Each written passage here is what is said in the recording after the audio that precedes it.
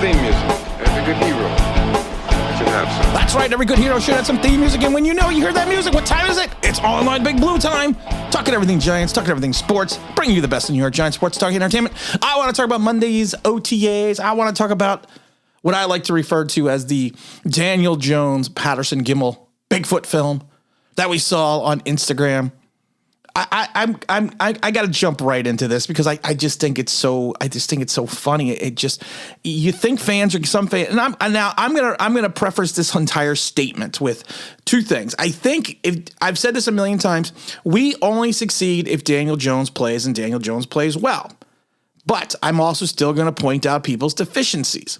But watching a film that was put out by the team on Twitter and Instagram of Daniel Jones running through the tackling dummies with people all around him. And he runs out, he throws the ball, and he hits the middle of the pocket. Okay. How many times do you think he missed that?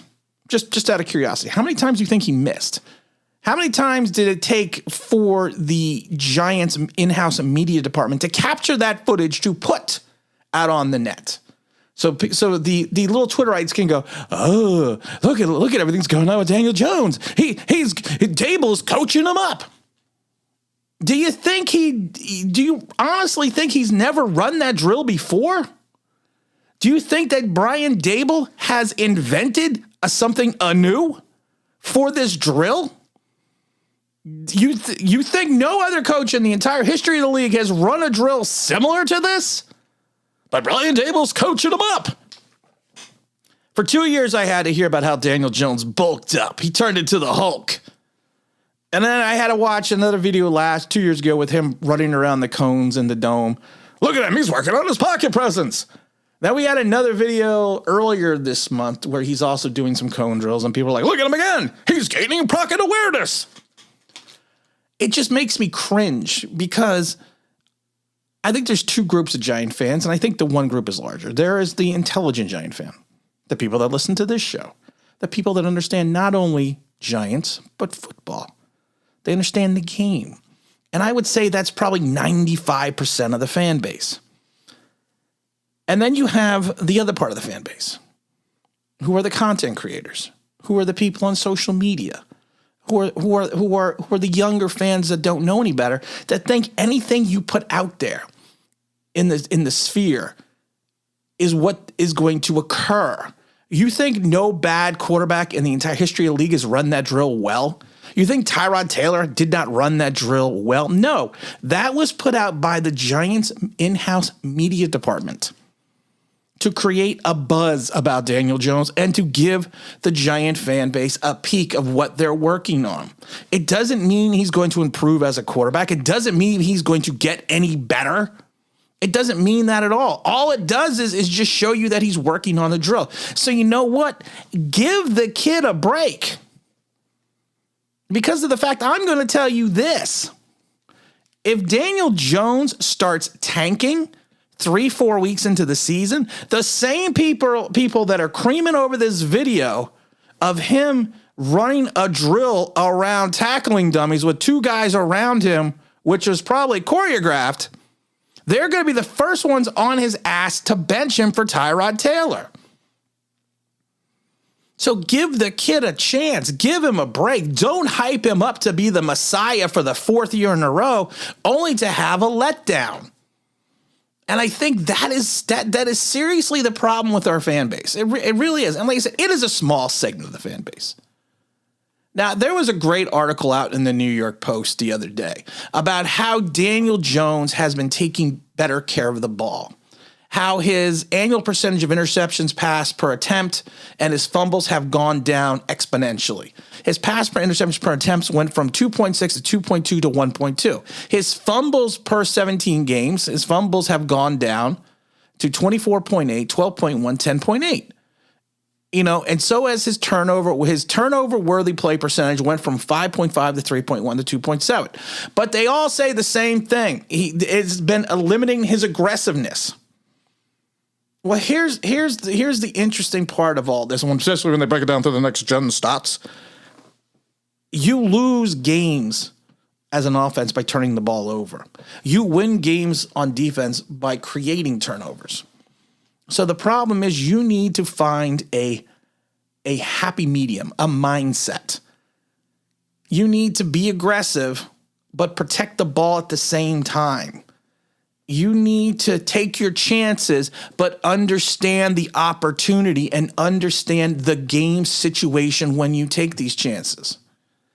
And I think that's the thing. You can go over the last two. I love the one person that I saw on Twitter that was like, well, Daniel Jones has had 3 head coaches, was now going, no, he's had now going to his 3rd head coach, now going to his 3rd GM, now going to his 3rd offensive coordinator.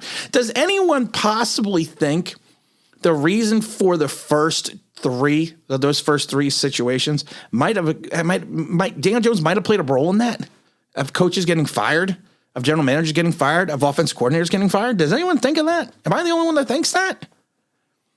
But give the kid an opportunity. And all I'm saying is stop hyping him like he's the next Josh Allen, because he ain't. I'm sorry. You could think of all you want. And like I said, the Giants think so highly of him, they're gambling on not picking up his 5th-year option, potentially have to pay him $30 million next season. And honestly, I think even if he has an average year, I still think the Giants are moving on. Book this in the tape anacles. I think they'll be moving on from him, because you want to win. And Brian Dable and Joe Shane are smart enough to understand you want to win with your own guys. You want to understand that win or lose, it's your team out there. It's your coach. It's your quarterback. It's your situation. And I think that's what people need to understand and get. You know what? And Daniel Jones, soon enough, we're going to find out, because you know what he's going to have to do? Are you a big man? Huh? I'm talking to you. What? You wake up in the morning, you say, I put on my big boy pants. Look, I'm wearing a belt. I got big boy pants on. It's time to put the big boy pants on. And I think, like I said, and I've said it a million times, the Giants win with Daniel Jones, or the Giants are going to lose with Daniel Jones. If you cannot take the fact that I can sit here and point out deficiencies and flaws in a quarterback that's pretty much been terrible the last 2 years, please turn this channel off. Go watch a nice, safe channel. Go watch Teletubbies. Because you know what? It's the real world, people. And you are paid, as an NFL quarterback, you are paid to win games. But I am more than willing to give Daniel Jones the opportunity in 2022. But at the end of the day, if he falters, I'm still going to say these are the problems. Long story short, for some people, grow up. Let's talk about the Giants and what's going on in Monday's practice. Evidently, Evan Neal was out there showing his speed. Again, this is all come from the Giants in-house media. But it was interesting that they were doing some sideline drills, which simulated them running up and down the field. And the rookie's quickness was evidently noticeable, which is great because the guy is 6'7", 350 pounds. And people are saying that he moves a lot quicker than one would expect from a man that's his size. The only thing I don't worry about Neal in reference to his quickness. I worry about Neal in reference to his lateral mobility. That's what I worry about with Neal. I think Charles Cross, that name, the name that we shall not speak, was a better pass blocking prospect. But I think Neal is an overall better prospect in general. But I think if you watch some film, and don't watch the college film. God, please don't watch the college film, and don't watch college film and try to tell me this is what it is. This is why I was going to transition to the pros, because people are just making my head hurt today. Watch them in regards to, go on YouTube and you can find film on Cross and Neal. Watch them and how they're moving in the OTAs. There is a little bit of a difference between the footwork and the lateral mobility from between Charles Cross and Evan Neal. But I think, like I said, I think overall Neal is going to be the much better prospect at the end of the day, and that's why the Giants were smart enough to take him. And I think that his lateral quickness can improve with the improvement on some of his footwork. And I think that's kind of what we need to look at. Evidently, Wan'Dale Robinson is fitting in nicely into the Kafka Brian Dable offense, even though we don't know what it is. But he's evidently been impressing, which is good. Because like I said, Wan'Dale is a good kid. You listen to his interviews, you listen to him talk. He's a good kid. He's the anti-Kadarius Toney. And I think more people can relate and simulate to that. And like I said, I hope he excels. Was he possibly a reach? Well, everyone in the league seems to think so. But if he finds a role in the Dable Kafka offense, what does it matter? What does it matter if he was reached by 20 spots if he fits into the offense? So I mean, I think that's a good situation. Evidently, Darren Beavers is continuing to impress, almost picking off a pass and coming close to another interception during the 11-on-11 drills. Evidently, Beavers has some good coverage skills, they're saying. Been that way. It's been that way now for a couple days in the OTAs. The people are also saying he's noticeably larger at 6'4", 255. And they're saying similar to Neal, he's moving sufficiently. And again, we have another Daniel Bellinger sighting. Bellinger. Why am I saying Behringer? I think Tom Behringer. I just watched Major League 2 the other day. That's probably why I was thinking of Tom Behringer. Daniel Bellinger made a nice catch over the middle. Gandy's displaying strong hands, which she's been doing all week. Actually, all since we're throughout the OTAs. Davis Webb is looking good as well. He connected on a big pass with the free agent tight end, Andre Miller, who's going to be someone to look after. And we're going to do a little video on him. And then he had another pass with Miller for 30-plus yards in front of the pylon. Evidently hit him in stride. Two players that seem to now be looking into significant roles is going to be, what it was during the during some of the 11-11 long drills is going to be Aaron Robinson and Xavier McKinney. Both of them evidently were strong in coverage, and both of them were registering pass breaks-ups, so that's good. At one point, they were doing some goal line drills, and Daniel Jones scored on a design run from a few yards out. So that's nothing. That's nothing. I mean, that's good. That's what you want to see. Daniel Jones also has to learn to protect himself. Tyrod Taylor threw a beautiful sideline pass to Alec Bachman for a big game. And then they linked up evidently for another pass and another long reception, which was evidently saying was an incredibly athletic catch. But Bachman was not able to get 2 feet down. I would like, if you want to root for someone, and I'm not telling you who to root for, but David Sills has been on this team for 3 years.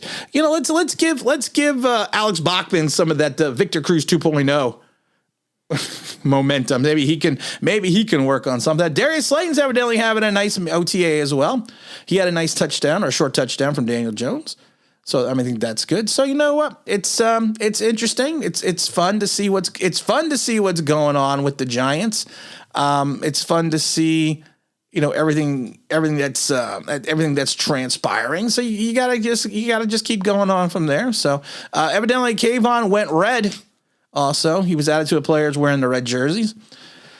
Again, like I said, it's OTAs. I don't care.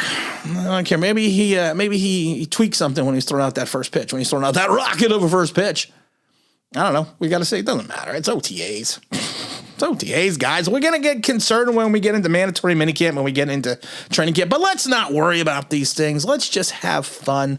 But I'm going to say this again. Let's just be intelligent fans. That's all. Let's just be intelligent fans.